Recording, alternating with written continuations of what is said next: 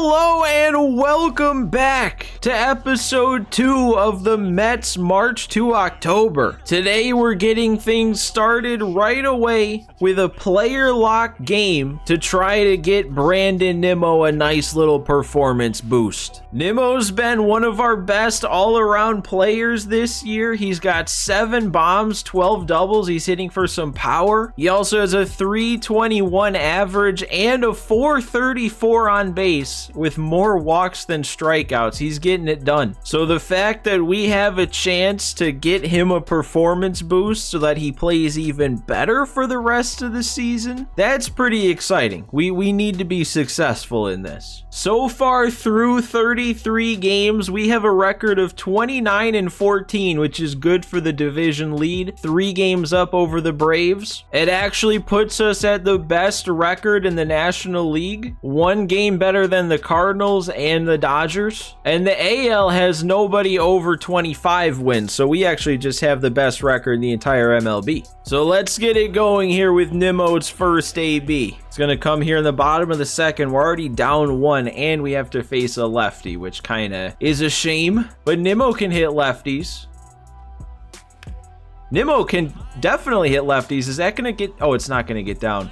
Oh, I thought that was a gapper on the first pitch. Guess I didn't hit it as hard as I thought. Second at bat, still against Springs out there. We got 2 runners on, so it's the clutch rating. Clutch rating's higher than contact versus left, so this is a better situation.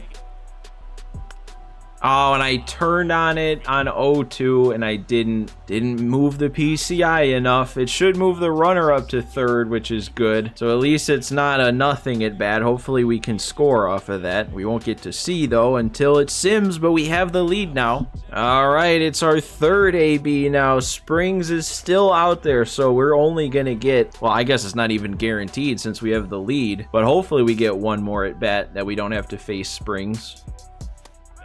He's just pounding the strike zone, too. I'm trying to be kind of patient, and everything that I'm taking is right on the edge.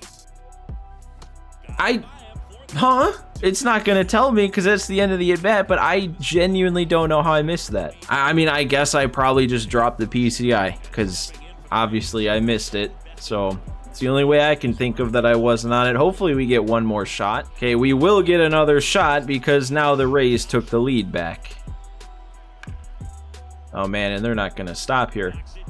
Whoa, wait a second, it didn't give me the little red thing. All right, we finally get our next at bat, and it's against a different lefty now. Fastball and a slow slider or sweeping curve. That's all we gotta look for. And I already messed it up. That's another one I don't know how I missed. I was under it, so that explains it. Man, dude, 1 good swing. I did the same thing. That's 3 hanging sliders in a row that I timed up and moved the PCI too far down. That's brutal. I mean, having 4 straight lefty at bats is no excuse because it's not like I can't hit lefty. It's not like it's impossible. It's just unfortunate. But I don't know, that's kind of my thing, right? As I never perform well in hitter player locks, and I guess it's just continuing again. Only got a 1+ with McNeil, failed a fast track, and now I completely failed a Nimmo player lock. But if they give me a pitcher one, I'll do fine. But these hitting player locks, it's something about them, man. We have no momentum now for the rest of this little sim. Hopefully it's a quick turnaround because we're dropping games, man. That's 2 straight series in a row that we lost. Oh no, they're really giving me this choice. Oh my gosh. Wow, okay. Now, I don't think that this would be the last chance we have at the 2 that I don't pick. At least I would hope so. But the fact that they're taking all 3, the top 3 guys down in AAA that I want to call up and making me choose one of them. Brutal. Edwin Diaz is the only one that we wouldn't get a player locked game with because he's a relief pitcher. So that kind of makes me want to push him out of the running because with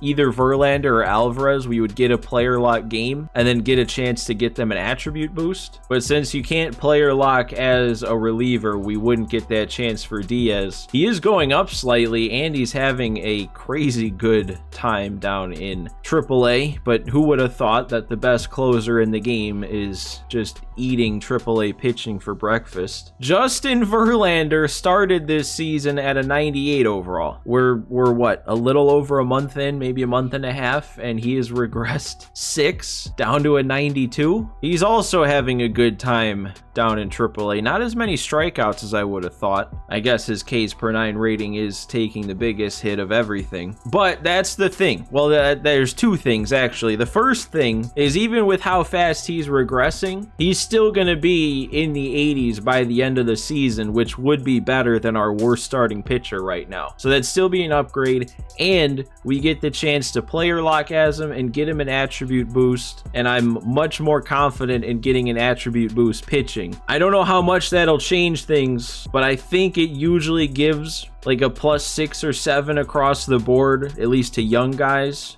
in the per 9s. So maybe with a nice boost, if we can just bank on even a +3 or 4 to everything, that kind of hits the reset button and it should bring him back up to maybe a 95. But then you have Francisco Alvarez, who would be our best catcher already, but then this gives him the chance to get even better if we don't fail the player lock. Right now we're rocking the catcher platoon of Omar Narvaez and Tomas Nido. Nido is probably our worst hitter right now, batting under 200. Narvaez, last time I checked, okay, he's dipping a little bit, but he's still doing solid. Hitting for absolutely no power though. 28 hits, no homers, and 3 doubles. So Alvarez would be a pretty significant upgrade over both of those catchers. If we go with Verlander though, we can actually just send Carrasco to the bullpen. Finally get a long reliever that has some stamina, and then we can get rid of Dennis Santana at a 65, who hasn't looked that great. So I wouldn't be against getting rid of him. That's probably the move.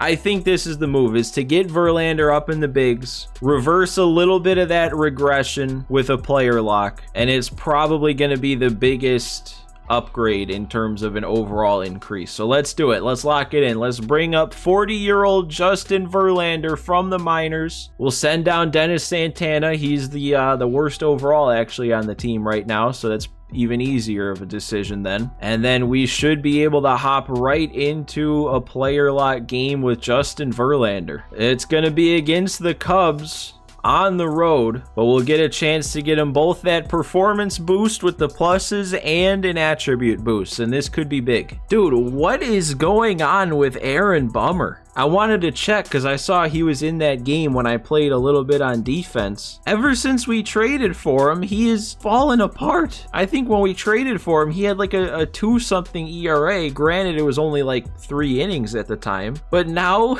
he's up to 5 2/3 innings pitched and 12 earned runs, a 19.06 ERA. Whenever somebody's ERA is a year that professional baseball was played, that's kind of worrying. Let's get player locked though with Verlander. Verlander versus Justin Steele. It doesn't look like Steele is as good as he was in real life. 5.84 ERA on him. That doesn't matter though. I don't have to face him right now. It's all about the pitching performance, and generally I am really solid in pitcher player locks.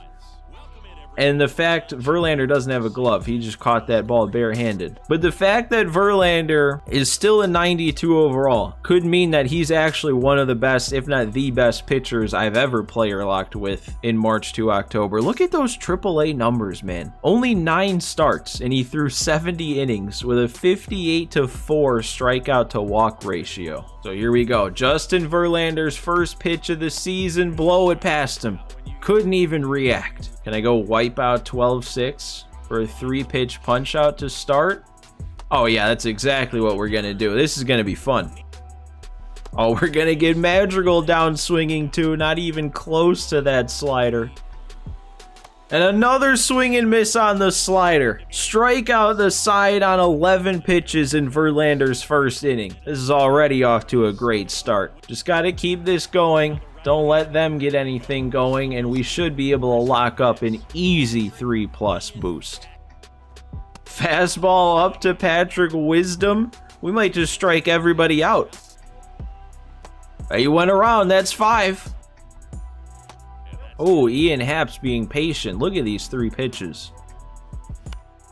Okay, it's not gonna drop, but our perfect game with 27 strikeouts, that dream's over now. Ooh, I thought he fouled that off. Okay, well, it's another out, more weak contact. It's either no contact or weak contact. More weak contact, right to second. I'm fine with that. As long as it's an out, the less pitches we throw, the deeper we can go into this game. There we go. We'll punch out Bellinger. 9 up, 9 down through 3 innings. Couldn't really ask for much of a better start. Maybe let's get some run support, though, offense. Come on, that's 4 innings. That's a hit. Yeah, that was 2 pitches in a row that I barely got the gesture wrong, and it gave me a yellow. And that one just wasn't getting past him. Look at that. Another one. 97 was yellow and 0.03 seconds late. I mean, we got another punch out. I just don't know what's going on all of a sudden. That could be 2, though. I don't even need to get to first. Pete's there, and we are back to facing the minimum. Still no run support to start the 5th. And there's another strikeout. I mean, can't help but get these yellow releases, and they still end up in a good spot. Ooh, Rios was all over that. That's gonna ruin our... Okay, no, we didn't get him. I didn't realize Nimmo was gonna cut that off. But that should ruin our facing the minimum. No, he went around. There's another punch out on that 12-6. I've lost count. I don't even know how many strikeouts we're at. Is it like 8, 9? Fastball blown past Mancini for another punch out. 5 scoreless. Only 2 base runners allowed and 1 above the minimum. We finally got a run of support, though. This could be where it gets dicey. I mean, the energy's still looking really good, actually. So maybe we can hold out here and it won't get too bad by the end of it. Oh, he's just looking now, I guess. Doesn't even want to not strike out. Okay, I just checked. We're at 11 strikeouts. I had lost count, but now we got it. Oh, Pete. Wait, are we still going to get this out? Did it hit the base? Is that what happened? I think that hit the base and deflected right to McNeil. We're getting lucky even when we're getting unlucky. You know what? No, it was even crazier. It hit the base, and then instead of deflecting right to McNeil, it threw Pete off, so his glove wasn't there. Hit Pete in the foot, and that's when it then bounced to McNeil, and we still got the out. Oh, Nico Horner just would not punch out there. Lindor's there, though, and that's 6 scoreless. Still just the 1-run lead, so we gotta be perfect on the mound. Got the middle of the order coming up here, 2, 3, 4. Oh, and we got Madrigal again. I did not mean for that to stay in the zone. That was a hanger, really. Dansby on the ground, Lindor jump throw, and he's got it. Made it look easy there. Sid Wisdom down. I lost count again. It's either 13 or 14. There's our run support, 5-run lead. That should be more than enough, even if things start to get out of hand, to get us this win. Oh, another slider that ended up in the zone. They can't even take it and be safe now. Hap, put that in play. It's going to be a foot race. We're there. Okay. I hate how whenever you're player locked as a pitcher, there's always that little pause before the game lets you run over there. We got Mancini on the 12-6. That's 15 strikeouts in 8 scoreless innings. And we're looking to finish this one. We got 8-9-1 due up to finish it. We're still in the green energy. Haven't even dipped down to yellow. Oh, but that was not a good pitch. I didn't see how far off I was on whatever made that a yellow pitch, but whatever it was, it screwed me over and hung that slider. And there's our first pitch now down in yellow energy. 95 pitches in. And Bellinger's giving me some trouble, man. Come on. There we go. Got him on the speed. And then the slider he lays off. That is a perfect slider. They're finally starting to see him here with an out in the 9th. Just got to get through. That's perfect. That's exactly what we need. Induce some weak contact. We just need one more. Oh, that's a perfect pitch. Come on, Dansby, just end it. We got him early on the circle change. That is a 17 strikeout, 3-hit, complete game shutout in Justin Verlander's season debut. I was very confident that that was going to go well. I did not expect it to go that well. I think adding Justin Verlander, who would have thought, is going to prove to be a huge move for our pitching. We had such a good game that we got 3 fireballs. We got 3 pluses to his performance boost, and we're going to have to see what kind of attribute boost he got to cancel out some of that regression. First of all, though, we're gonna, oh wait, it popped up showing 3 for a split second, I swear, and then it took 1 away and it only gave me 2. Still a decent amount of momentum if we can sweep the Cubs, which we do. Starting to beat up on the Rockies, don't even need momentum to beat them, and now just like that, we're on a winning streak. The Braves, though, man, they're not going away.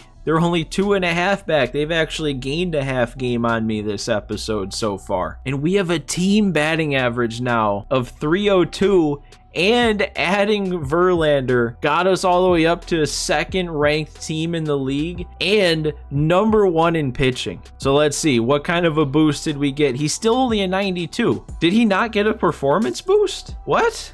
Or an attribute boost, I mean. He got a performance boost, but not an attribute boost? I don't know, man. Maybe it's something to do with his age? I have never seen a call-up player lock that doesn't give an attribute boost. It even said it. I remember because I specifically looked at the top of the screen. It said that when we player lock, it would give us both an attribute increase and a performance boost. Well, that really sucks, actually, because I was hoping that he was gonna get at least like a +3 or 4 to all those per 9s, maybe get back up to a 94, 95, and then push the clock back like maybe a month when it comes to how fast he's regressing. That sucks. That actually makes me mad. He pitched a 2nd game though, got the win, but looks like he didn't do as good. Gave up 4 runs on 2 homers. Probably wouldn't have done that if he got the attribute increase that we were promised. Well, at least he's here. And like I said, even if he regresses a ton, even if he gets all the way down to an 80,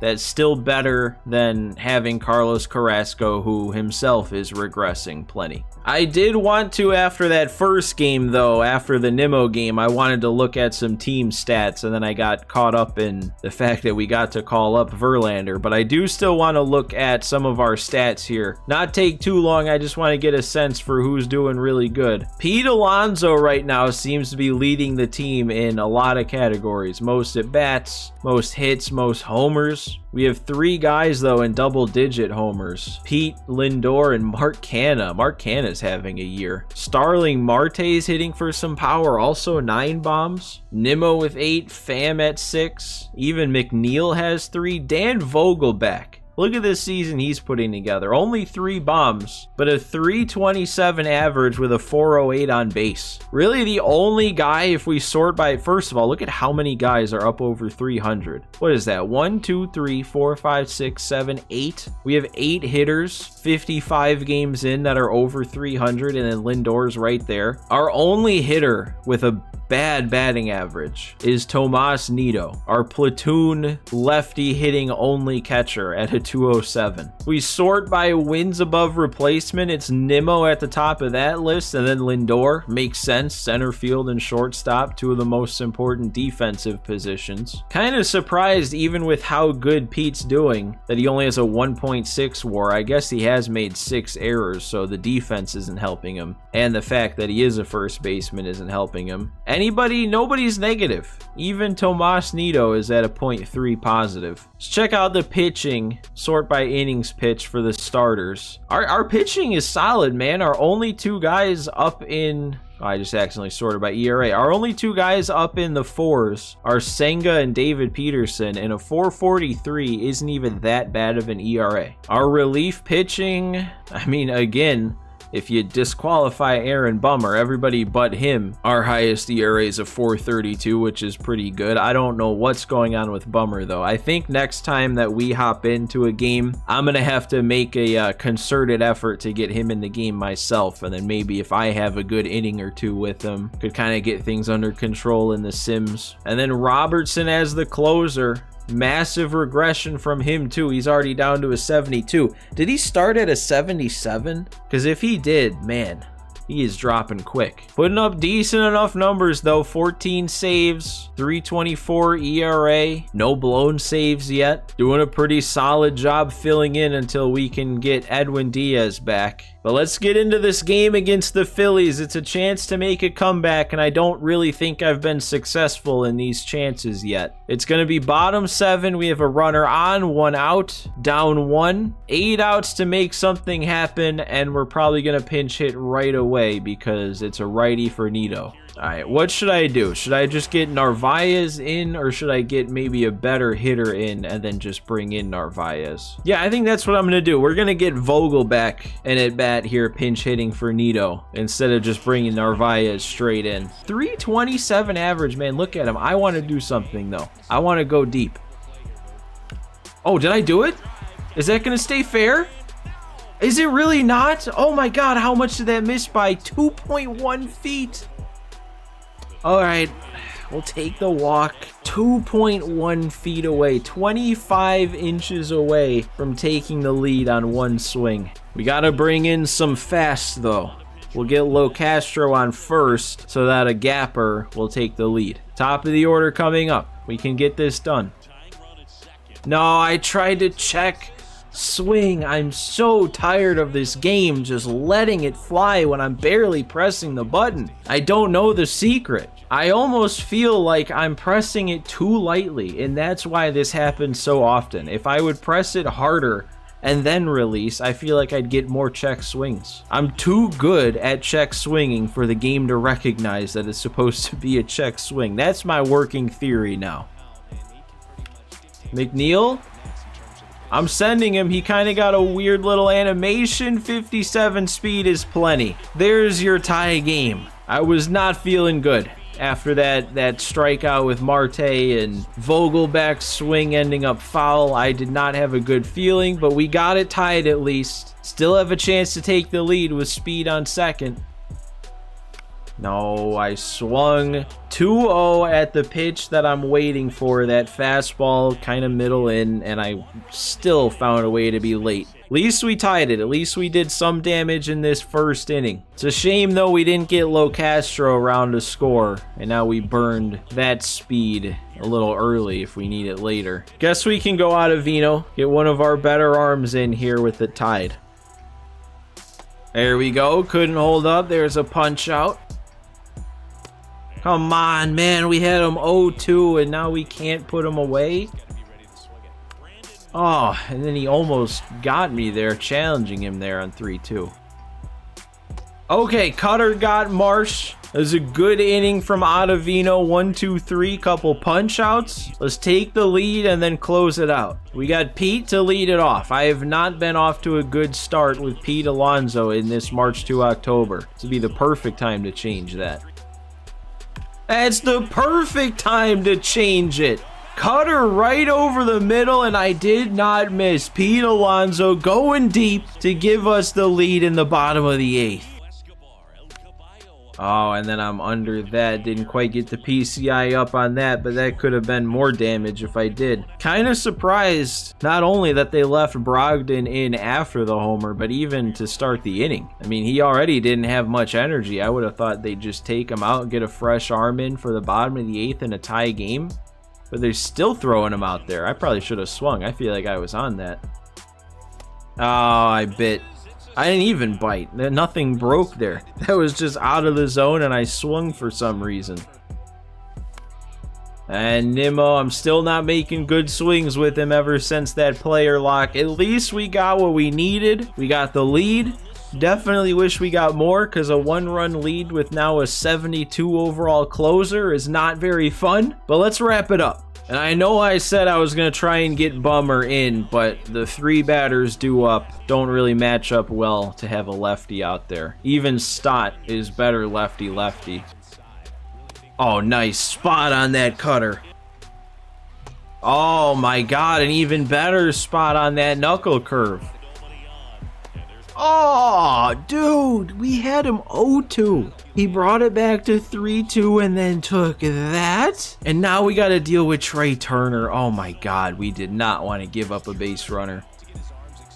We got Turner though, all right. A little bit of extra drama there with the walk, but Robertson shuts it down, and that's a nice little win. We should get a good amount of momentum from making a comeback. Yeah, look at that, 5. As long as it didn't lie. You know what? I actually kind of get the feeling that it is lying to me. I bet we're going to see 4. Not like that's bad, but I just wish it would tell me the truth. I guess I shouldn't say anything until we see. I'm always skeptical now. Every single spot, I'm skeptical of what it tells me. It is 5. Okay, it didn't lie this time. Look at that. That is a huge fireball. We're already going so good. We're already on like a 7-game winning streak. And now we have this on our side. Sweep the Phillies. Continue it. Oh, we finally lost a game against the Jays though. Ooh, and we got a trade. And this is interesting because all I really have are left-handed relief pitchers that I'm looking for, but they're wanting to give me a righty, Nick Sandlin. Now, this was a guy that I traded for probably right around the same time of year back in the Nationals March to October, and he was really good, especially in the season that we got him in. So again, kind of what I said when I talked about putting Mantiply on our target list. I don't just want to come out and make all the same trades. And I actually don't think I'm going to make this one anyway because Omar Narvaez is involved and Tommy Hunter. I mean, I guess Tommy Hunter doesn't really matter because we'd be getting a new arm, but since we haven't gotten to call Alvarez up yet, unless maybe getting rid of Narvaez would force the game's hand into calling him up because then we'd only have 1 catcher. But then if we do that, we call him up without the chance of getting a attribute increase, which judging by Verlanders, maybe we don't get that anyway now, who knows. Let's see what our other moves are. We have 2 different trades being offered by the Orioles. So the first one they're looking for is DL Hall for Ronnie Mauricio straight up. This is actually interesting. He's having a pretty good year down in AAA. Gives up kind of a lot of hits and walks though. That whip isn't great, but a good ERA. Looking at his attributes, he's got good hits and Ks per 9, even homers per 9, but that walks per 9 is down there. If we were doing this for multiple seasons, I could see myself doing this trade just because I know we already have the middle infield locked up. We'd have Lindor for a while, McNeil for a while, and then we have Brett Beatty to play third, so there's kind of not a spot for Mauricio. But I don't know if I should apply that logic here. Like, since we're not playing multiple seasons, should I think differently? Does it matter? I mean, Mauricio's not going to do anything for us anyway, but with an attribute increase, DL Hall maybe could. Look at this, Verlander's going down even more. And his numbers are starting to look a little worse. He had a 3rd start, gave up 4 more runs. But yeah, I don't know, even with a fast track or if it's just a straight up call up and an attribute boost, I don't know if DL Hall is going to make our starting rotation. He could be a decent long relief bullpen arm, but I guess there's really no guarantee that it would work out that way. What's this other offer? Ramon Urias for kind of nothing besides Guillorme. Urias is having not a great season. I mean, not bad. I shouldn't say not a great season, but like, I think Guillorme's doing pretty good. Yeah, Guillorme's batting over 300, getting on base over 400. He's got a good glove over at 3rd. His progression's looking really good, actually. Look at that. Yeah, I'm actually kind of liking what Guillorme's got going for us. So I don't even know if I would want to do this straight up. So man, this is kind of tough. not tough in terms of like what do I decide between that's going to change the team, but what to decide between that would be kind of a meh trade. If we had more control over March to October, I'd make this trade because it'd be a win-win. We would be replacing a reliever who's going to regress with a higher overall reliever that's going to continue to get better. And then we'd also be getting rid of Omar Narvaez and opening up a spot to bring Alvarez up. But it's just that uncertainty that the game wouldn't automatically bring up Alvarez is kind of what's keeping me from doing it. You know what? I'm going to do it. I'm doing this trade because the worst that can happen is we don't get Alvarez called up right away and we just have to live with Tomas Nido being our only catcher, and I don't know what kind of ramifications that would have without having a backup catcher if he gets tired. But Narvaez is getting cold. It's not like he's having a great season. It's not like Nido's doing better, but it's also not like he's doing much worse. He's probably better behind the plate. But best case scenario is this gets Alvarez called up. And sure, it wouldn't give us the chance to player lock with him to give him an attribute increase. But then there's also the aspect of I don't really trust myself much anyway to have a good player lock with him. So if we force the game's hand into automatically calling Alvarez up, hopefully that also means that actual dedicated call-up chances will give us a better chance to call up everybody we want to. Because there's still Edwin Diaz, there's still Brett Beatty, and I feel like there was still a couple more as I was going through that would be kind of nice to get called up. So if we can kind of steal a call up without using up a potential finite amount of call up chances the game gives you, I don't know if that's the case. I don't know if it's limited to a certain amount, but if it is, and we can kind of skirt around that to get one, that kind of seems smart. And I mean, on top of all that, we're getting a pretty solid relief pitcher arm. I mean, 91 hits per 9. Walks per 9's a little rough, but he's off to a good start, at least ERA wise. The only 2 runs he's allowed are on bombs. But like I said earlier, he's somebody who's young enough that's going to keep getting better, and he's already better than Tommy Hunter. And Tommy Hunter, well, actually, I guess he is kind of getting better this year, but at 36, he should be regressing. He is having a good year, though. I still think Sandlin would be better over the course of the year. I've probably spent too much time explaining it, so I've definitely spent too much time thinking about it, but I'm gonna do it. We're gonna trade away Blake Tidwell, and then Omar Narvaez, Tommy Hunter, add Nick Sandlin, and then hopefully as a consequence, add Francisco Alvarez. So let's go ahead, let's lock it in. We're acquiring Nick Sandlin from Cleveland, and there he is. But now the real moment of truth, after we see what this moment is to see if that means that we got Alvarez. So we're going to be tied 5-5 in the top of the 7th here against the Braves. But let's see. It doesn't look like it. Oh, wow. So who did the game call up by default? Because we only have 3 backup position players now. Wait a second. I just counted.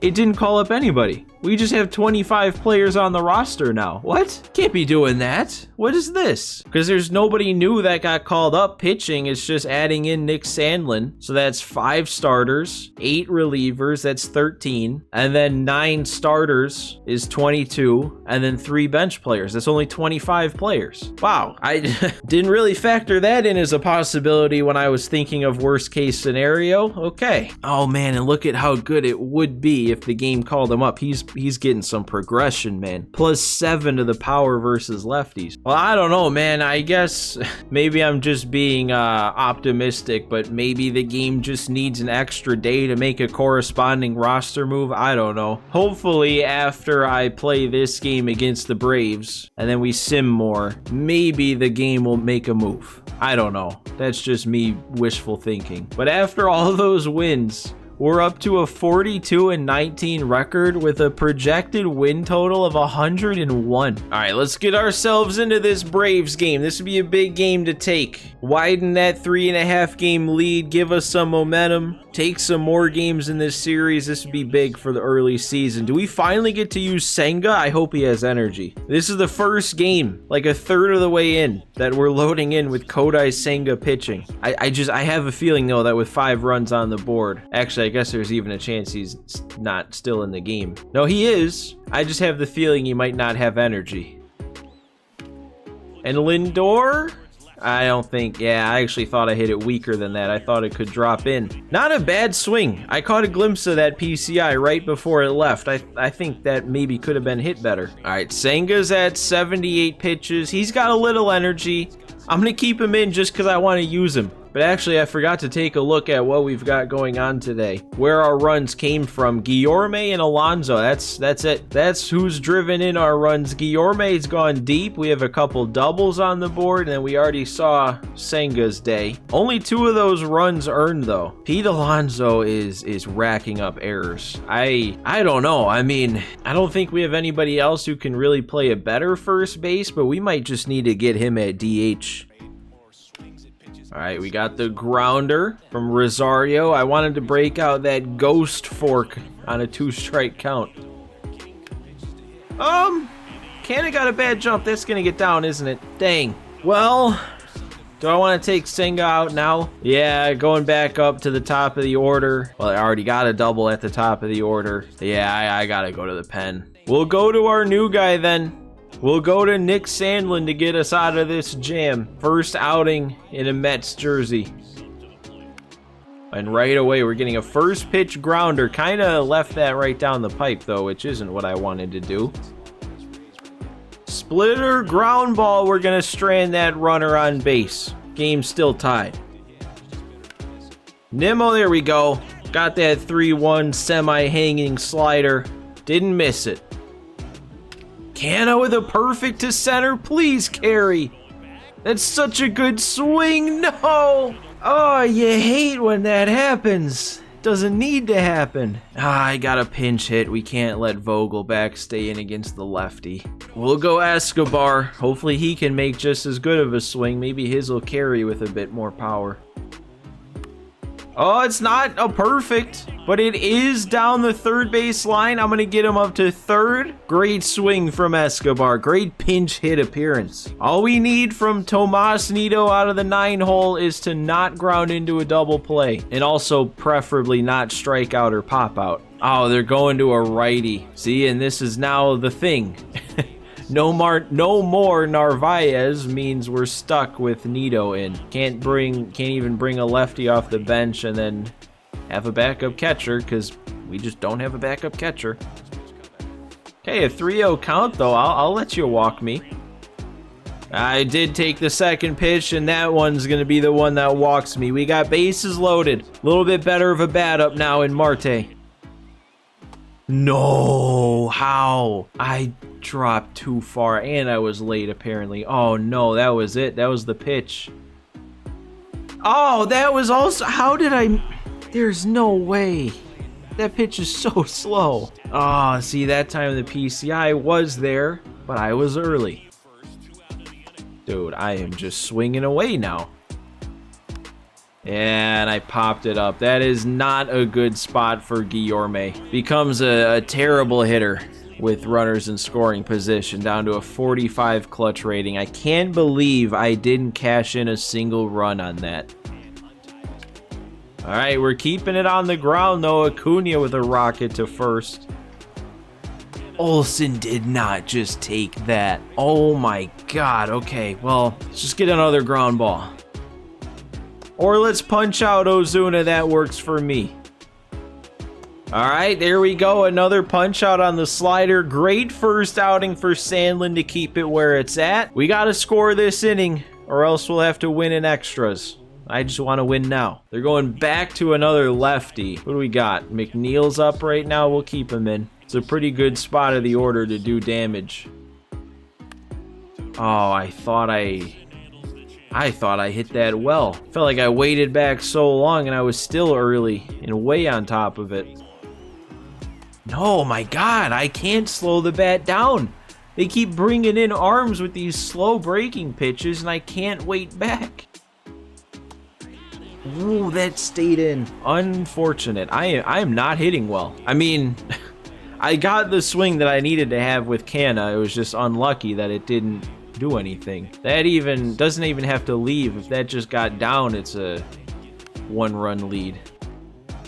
Okay, I'll take the walk. 2-out walk for Lindor. I'm gonna leave him in. We could use his defense. I know he's not the quickest. Oh, 61 speed. For some reason I thought he's in the 50s. Again, I can't wait back. Look at where that was. That is a hanger.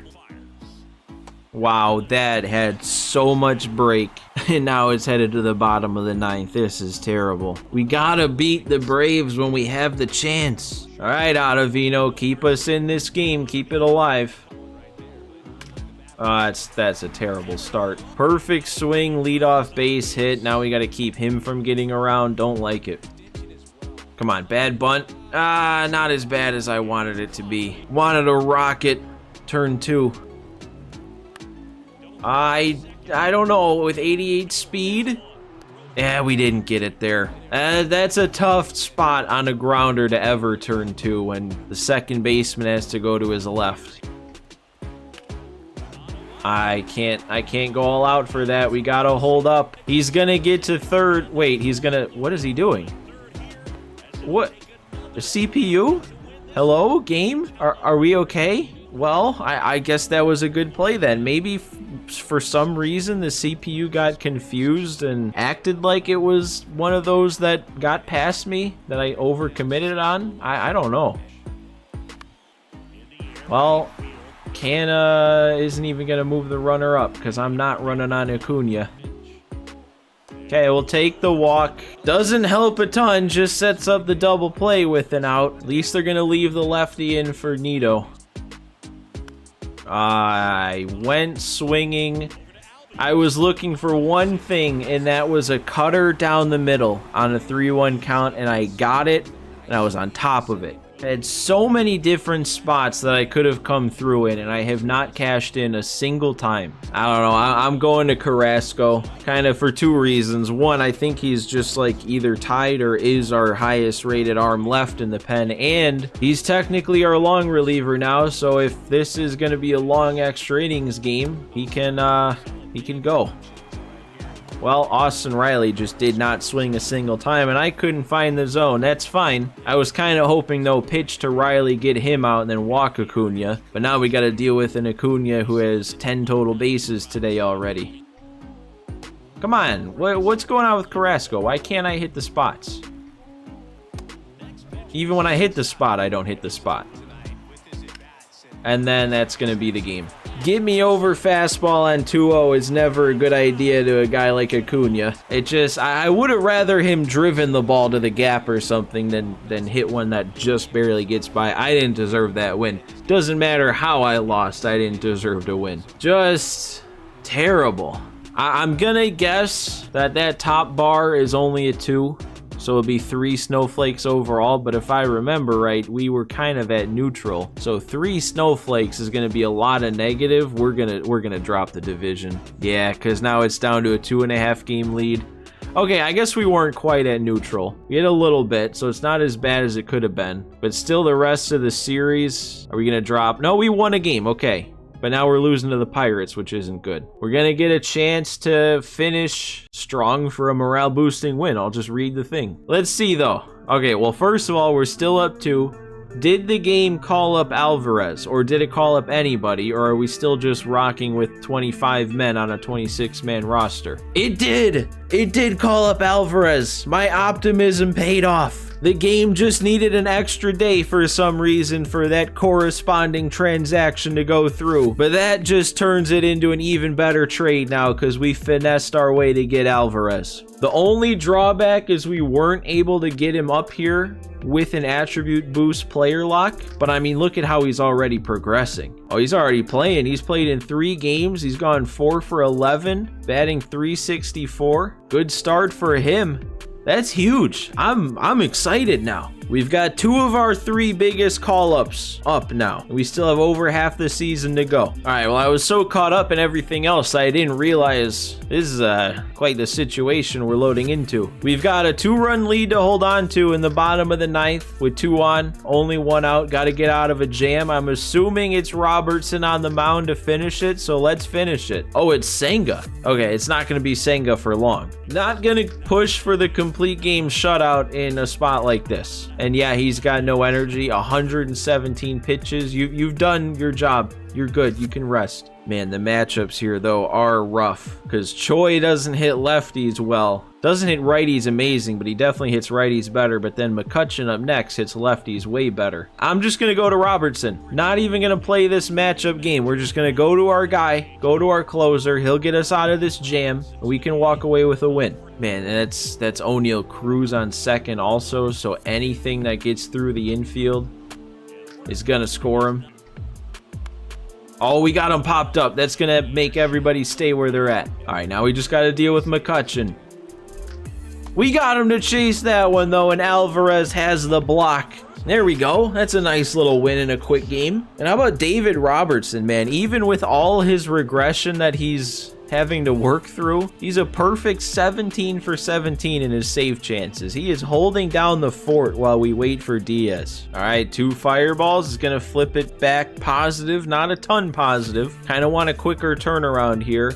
Ooh, I want to play the Yankees. It's going to sim past the Yankees. Wanted to play the crosstown rivalry. Is that even what it's called, or is that just the Chicago thing? Didn't have a great sim there, actually. I think we only won 2 out of 5. But we have another chance at a trade. We've made 2 already. We've added 2 new arms to that bullpen. And the Astros are offering us a chance at a 3rd arm in that bullpen. It's Ryan Stanek for pretty much nobody. I mean, we failed the Jonathan Arauz fast track, but I guess he still has some trade value. Stanek is actually kind of regressing. He's not having a bad year. Lot of walks though. Oh man, 18 walks in 19 2/3 innings. He's got a whip over 2. I don't know how you keep an ERA of 3.66 when your whip is over 2. I really don't see why not to do that trade though if none of the other 2 are good. So I probably am going to pull the trigger on this if these other 2 aren't better. So what do the Yankees want to offer us? A bit of a crosstown trade? Tommy Kahnle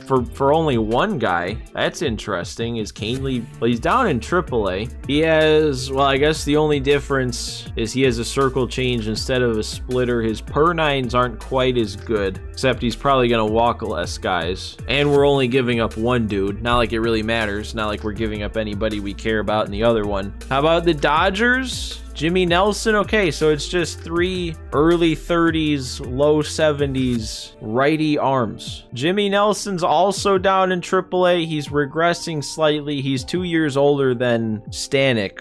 And I don't know, he doesn't have a great walks per 9 rating. Also only has 3 pitches. This time the difference is a knuckle curve instead of a circle change or splitter. I think between Nelson and Stanek, though, I'd rather, if both guys are going to be wild, I'd rather take the guy with a higher hits and Ks per 9. I think Kahnle's probably got to be the worst option here. He's the lowest overall by 1, but also that hits per 9 down at a 70 when these other guys are a lot higher. Making this move would bump Drew Smith out of the bullpen, so we would have every single arm actually now until Robertson regresses a bit more up over a 70. I think I'm liking this move. I think the only reason Stanek is regressing is because his numbers aren't that great so far. So if we can bring him in, maybe I throw a couple innings with him, get him on track.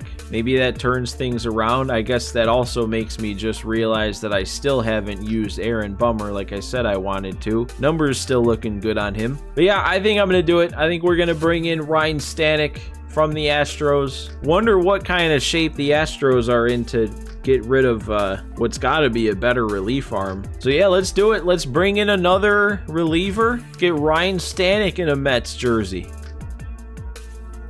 Oh, and okay, caught me off guard. I thought we were just going to be playing, or I thought we were, yeah, no. Now I'm all out of sorts. I thought we were just going to be playing. Instead, we simmed, beat the Astros, who we just traded with, and now we have another fast track. I am not even going to pretend like I know how that last name's pronounced. I've heard of the guy, never heard his name pronounced. I'm going Buto, but he's a 63 overall, down in AA. Ooh, only 3 pitches though. Don't like that. What I was gonna say is we could pretty easily in a fast track turn him into a 68, 69 overall.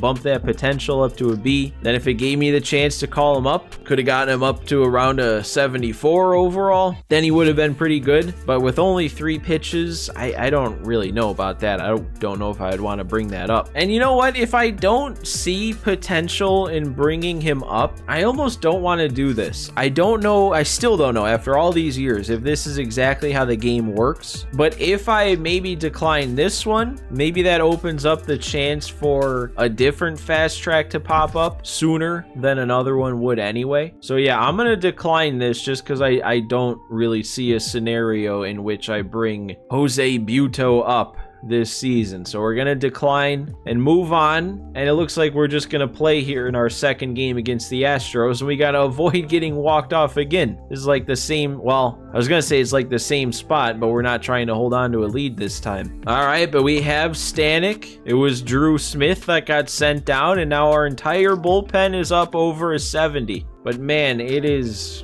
hurting every time I go back to this screen to see all this regression. Verlander's down to a 90. Scherzer's no longer even in the 90s. Robertson is on the verge of being at and then below a 70. He's still going good though. He's going really good actually. Ottavino's down to a 74. Rayleigh's down to a 76. I guess that's really it. Well, I guess then Carrasco down to a 73, but just, man, this is so different than what I'm used to. I know I've already said it, but I'm so used to everybody progressing and us being at our best by the end of the year, but this year it's going to be the opposite. Before we play Houston, though, I was curious to see why they traded a guy like Ryan Stanek, and I guess that, well, I don't know. They're not really out of it. They are in 4th, but they're only 3 games back, so it doesn't, I don't know, doesn't make a ton of sense why they'd be offloading a pretty decently rated righty arm like that. While we're here, we may as well check in on the standings, see how everything is going. AL West, the Angels are out in front. That's fun, but it's a very tight race. AL Central is doing AL Central things. The Twins are the team in last place, though. The AL East is doing very AL East things. Rays are pretty far out in front for 4 of the 5 teams being at least 6 games over 500. Even the Red Sox aren't that far below. Red Sox would be in a good spot to win the AL Central. NL West, we got the Dodgers pretty much standing alone. Cardinals standing alone in the NL Central. And then obviously our division, it's kind of just us and the Braves is what it's turned into. Okay, I wanted to look at the Astros lineup to see if maybe who we traded them makes sense. It still really doesn't, but they're keeping Arauz up in the big leagues. And since Jose Altuve started the regular season injured, they don't have him, so they have this David Hensley. So Arauz is, I mean, he's still 1 overall lower, so it's not like it's an upgrade. And this Hensley dude is actually having a pretty solid season. So I don't know, man. I still don't fully understand it, but I won't complain either. I also went ahead, changed up the trade screen after our last trade. Not a ton. And actually, I didn't even change it because of our last trade. I changed it because we called up Francisco Alvarez. So I'm no longer targeting any catchers. And I might have gotten a little ambitious with who I am targeting. We'll see. I took off Joe Mantiply. He was the lowest of the 3 overall left-handed pitchers that I had on there. And I don't know, I still can't get it out of my head that I don't just want to do every move that I made in the Nationals March to October. I already got Sandlin. If I also got Mantiply, it'd just be too similar. What I did do is I sought out outfielders, and the 2 that I'm targeting, well, I mean, the Twins were in last place, so maybe they'd be fine giving up on Buxton. I would not complain about adding that sort of power and that sort of defense into our outfield. He's not like having an insanely good year. A 230 average is actually a little low for his contact not being completely in the gutter. His clutch rating is awful though, but that's, I don't know. But then also the Pirates were in last place in the NL Central, and they have Brian Reynolds, who they might be okay with offloading. He's also not having a crazy good year, but switch hitting bat, pretty balanced at the plate. He's not amazing in the outfield, but decent enough out there. Might stick him in a corner position if we got him. That's kind of the thing though, is I feel like our team, we really don't have any holes, especially with how good everybody's playing. Like going into the year, I was thinking maybe look at third baseman or hope Brett Beatty gets called up, but our third base platoon is working out really well. Guillorme to face righties, he's having a great year. And then Eduardo Escobar to face lefties, he's having a great year. And even outfield wise, it's not like we really have any holes in our outfield. The only thing is the actual fielding in the outfield isn't great. And I know, I guess Brian Reynolds wouldn't really help that, but I don't even know. I mean, like Mark Canha, he's a really good bat, can't really field. I don't really know how I'd adjust this lineup adding in like a Byron Buxton. So I don't know. That's kind of why I was going after center field. Again, with Reynolds, at least, it wouldn't really be a fielding upgrade, but just looking at Nimmo, it's not like he's the greatest fielder, and that 48 reaction definitely doesn't help. So like, especially with Buxton, if we can get him and his fielding out in center, that's a whole different aspect we can add. We just have to figure out what to do from that point on with like Mark Canha. So I don't know, man. Things are moving here. Coming up to the halfway point in the season, let's get into this game. Tied at 1 going into the bottom of the 9th. We're going to have to hold them, come through with a runner on second to start extras, and then hold them again. I don't really understand this move, why the CPU would bring in our long reliever in a tie game in the 9th. I can't do anything about it because that's his first batter faced. So Carrasco, buddy, you're going to have to do it. That is one thing I forgot to mention, though, when we were still on our trade screens. I think if we have one hole on the team that I want to fill, it would still be adding one more lefty in the bullpen. And there we go. 3-pitch punch out. He didn't even swing, I don't think. But yeah, that's probably like, well, I don't know. I can't say that'd be our biggest need, because if I had to pick between adding like Sam Hentges or Byron Buxton, I'm picking Buxton. But in terms of what our team needs, I feel like that's really it. Like if we kept the rest of our team the same and added one more lefty, we'd still be a complete team. Oh, and he's taking that for strike 3. That curveball dropped right in. Carlos Carrasco got us through that pretty easy. Let's go ahead and take this lead before this game gets too long. They're going to Phil Maton, who's having a pretty nice season out there for them. Marte is leading it off. We got our leadoff hitter leading off. He's 3 for 3. Oh my God, we're still hitting like this. A good timing, and I'm dropping the PCI too far. Oh boy. I waited back that time. I think Marte's gonna get on. Okay, didn't get past him. Probably wouldn't have sent Alvarez anyway if it did, so there's no difference there. It's a nice swing. Oh man, and it's Guillorme with his low clutch rating. Do I want to try and steal with Marte? Would that even do anything? Keep us out of the double play? But yeah, look at Guillorme with that clutch rating active. It's only 46. We had more speed on third. I'd try and lay down some sort of squeeze, but that just feels like not a good idea. The best idea right now might just be to strike out. I don't even know. I took it. I was joking about striking out being the best idea, and then I actually did on what was probably a very hittable pitch. I don't know why I'm not pulling the trigger there. McNeil will come through, though. This is a better matchup. I don't know. Is this a bad idea? I'm taking off. I'm taking off with Marte at first. Please get a good jump. He's got... Okay, he didn't get a great jump. I got to swing to protect him. And that doesn't really help. I mean, the fact I was stealing kept us out of the double play, but since it was right to third, we couldn't go home. Pete's got to come through now with a base hit, or not, because he's getting walked. Does that mean it's Nimmo then? Is that who bats 5th? No, it's Lindor. Duh. And I missed. Look at that, dude. I am all over that. Oh, I hate this. There might not be anything worse. I would rather miss completely than have a pitch timed up and have a bad PCI in a situation like that. All right, well, Carrasco had a really good last inning, so let's just leave him in. Although I guess it didn't go well last time I had him in extras. All right, punching him out. Couldn't wait back. We do have 7, 8, 9 coming up, so if there was ever an easy spot of this lineup to get through with that runner on second, it's now. Come on, McNeil. We got to run this down. All right, he's there. Oh, and look at who it is. Did he get the start right away after we traded him? Jonathan Arauz. Can't let him get revenge here. This is not a story that I want to tell. Oh, he made contact. He was not going down without a fight, but we kept that runner out there and we're heading to 11. Oh my god, dude, I am all off here. Everything on the outer half of the plate I'm pulling off on, so I'm trying to consciously fix that. And then they go with a perfect slider right on the edge there. Can even that is hit that weak? Turning on the fastball? Oh, that's okay. None of this matters because Vogel backs up. He's gonna take care of it. Oh no, don't do that. No! You know what? No. Even better, because that means it's down to Alvarez. Freshly called up. He'll get the job done. I visualize a bomb into the Crawford boxes. That's what I'm seeing.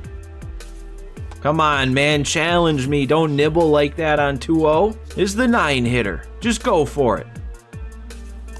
And he didn't.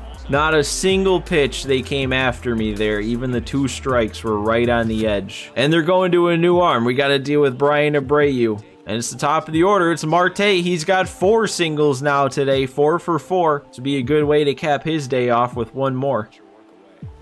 Oh, I can't go. I can't. It's never a good idea to try and go home on a wild pitch in this game. It seems like it never works. They're on it so quick. And then I missed that. No, I thought I was all over it. Oh my God, why can I not come through in clutch situations lately? I'm gonna peel back the curtain a little bit here. For these Mets March to October videos, I don't record all at once. I record in chunks. And these last 2 chunks, that's when I haven't been hitting in the clutch. That's interesting. They wait till they make an out to bring in a pinch runner at second. I'm just sticking with Carrasco, man. He is pitching amazing right now. So he's gonna be our guy. There's a grounder. It's gonna... Ooh, I barely got a good throw on that. I'm lucky. Oh, okay. We got him out in front, rolling over. Dude, Carrasco, if we win this game, he's the player of the game. Guillorme's up again, runner on second. It's the clutch rating. Should I, honestly, I probably should have done this his last AB, because at this point, he'll probably never have an at-bat with a runner not in scoring position. I'm going to go to Escobar. He doesn't have much higher of a clutch rating, but he has a lot more power. So overall, this is probably a better matchup. It's just we're losing out on some defense here if we don't come through. Please get... Oh, it's not, dude. Even good swings now. I've made so many bad swings, and now even a good swing isn't getting through or down or whatever the right word is. Oh my God, and then a rollover. Could we not have done this in the other order? If I rolled over on it with Escobar and then flew out with McNeil, we'd have the lead. I'm doing everything in the wrong order here. Is Pete going to get a chance to hit, or are they going to walk him again? He's going to get to hit. Okay. And I probably at this point, early in counts, I just got to let the fastballs up go. Even if they're a strike, it doesn't matter. I can't get the PCI all the way up. It'd be much better to take a strike and let the at-bat continue than to make a 1-pitch out and then it's just over.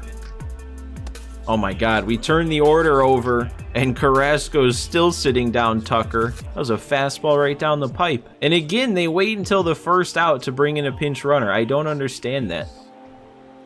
And we got Abreu, dude. Carrasco is looking so good. I don't know what happened to him the last time I used him where we lost the game in extras, but this game, dude, this might be a good move that we have him in the bullpen. Because if he's going to pitch like this every time I use him, I want to be able to use him more. That should be another out. Pete's going to get there, and we're headed to 13. Maybe somebody will come through this time through. We got Lindor leading off. Just put one in the gap. Nope, leaving that high fastball go. I'm starting to learn, even if it is a check swing. And then I was going to say, and then I swing at it again right away, but I was actually on top of that. No, that was supposed to be another check. It could have been ball 4. Okay, it's ball 4 anyway. He threw 6 fastballs that at bat. Nothing different.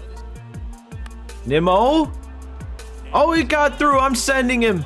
Oh my God, the weakest hit. 76 off the bat, just perfectly placed out of reach. That's the swing that gets us to break through for a run. And we still have nobody out, so we definitely have a big opportunity to put up even more insurance.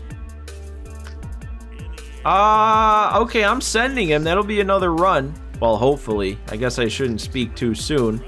No, we're in. Okay. I want to see where my swing was there, though, because I got around on the heat. All right, they're going to another new arm, though, so that's it of Abreu. I did get under it. Okay, that's fair.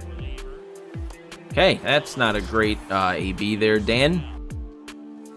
Okay, we'll take it. I thought he was going to mow me down, but Alvarez with a couple good takes. Turning it back over to Marte now. We still have a shot here. Nimmo's quick enough. We could score on a base hit.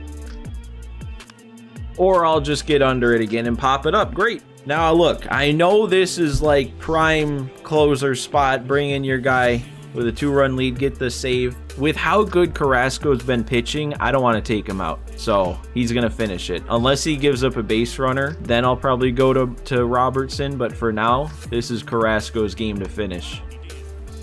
And there we go. Blow it past Dubon. No. No. Oh, it is getting through. He's slow. We got a perfect throw. Oh my God. Wait.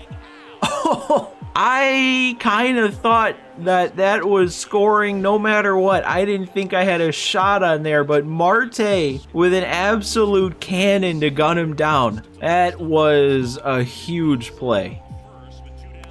And then we get another weak bouncer over to first, and that's the win. Dude, Marte had a game. 4 hits, and then that outfield assist. I don't know. It was a tie game, probably slightly in their favor, so hopefully all 3 of those fireballs are real. And then we got the extra one for the win in extras. Look at Carrasco. 5 innings pitched, 1 hit allowed, 6 punch-outs. He gets the win. So what are we looking like here? Did they lie? They did not lie. We got 4 fireballs. We're right back to it. Look at that. That's a huge turnaround there. We're going to sweep the Astros. Series against Philly. Are we going to sweep them also? No, we lost a game. Here we go. Oh man, they're still making me make a tough choice. It's not a tough choice. It's Diaz. As nice as it would be to get Quintana up here also, and I mean, I know we didn't get one with Verlander, but potentially get an attribute increase if we do use Quintana. We just don't really need that. I mean, he'd be 1 overall higher than Tyler McGill. But no, it's gotta be Diaz. I mean, he literally has not given up a run. He's been pitching all year in AAA. 31 innings pitched, 0 earned runs allowed.